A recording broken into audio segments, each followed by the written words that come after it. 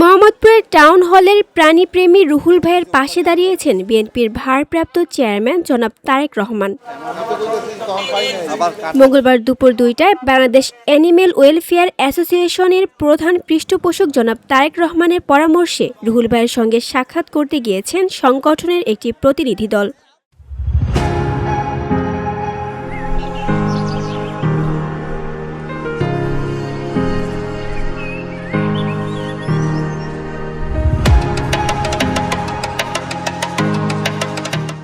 সেই দলে উপস্থিত ছিলেন বিএনপির সিনিয়র যুগ্ম মহাসচিব অ্যাডভোকেট রুহুল কবির রিজভী এবং বিএনপি মিডিয়া সেলের সদস্য আতিকুর রহমান রুমন সহ এর অঙ্গ ও সহযোগী সংগঠনের নেতাকর্মীরা।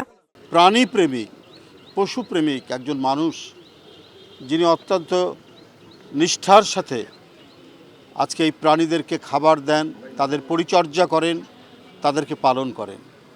এটা তো একটা বড় ধরনের নিয়ামত যে আল্লাহ পৃথিবীতে কোনো প্রাণীকেই বাহুল্য তৈরি করেননি, কোনো কারণ ছাড়া তৈরি করেনি। আজকে আমরা যে পরিবেশের কথা বলি, সেই পরিবেশ রক্ষার্থে, সেই ইকোলজিক্যাল যে ব্যালেন্স সেটা তৈরি করার জন্য আজকে বৃক্ষ, পাখি, প্রাণী, মানুষ সবই প্রত্যেকটিরই অত্যন্ত প্রয়োজন আছে।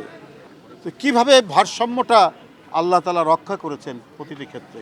প্রত্যেকটি প্রাণী আল্লাহ বিশেষ কারণেই তৈরি করেছে এবং দেখা গেছে যে প্রত্যেকটা প্রাণী মানব কল্যাণের জন্য, মানুষের যাতে উপকারে লাগে, এই কারণেই আল্লাহ সৃষ্টি করেছে। রাজধানীর মোহাম্মদপুরে ৩২,৮০০ টাকা ব্যয়ে বেজি ও কুকুর বিড়ালকে খাবার খাওয়ানোর উদ্যোগ নেওয়া প্রাণীপ্রেমী রুহুল ভাইয়ের বিষয়টি সম্প্রতি সামাজিক যোগাযোগ মাধ্যমে ব্যাপকভাবে আলোচিত হয়েছে। তানজু হাবিবা, ভিওডি বাংলা, ঢাকা।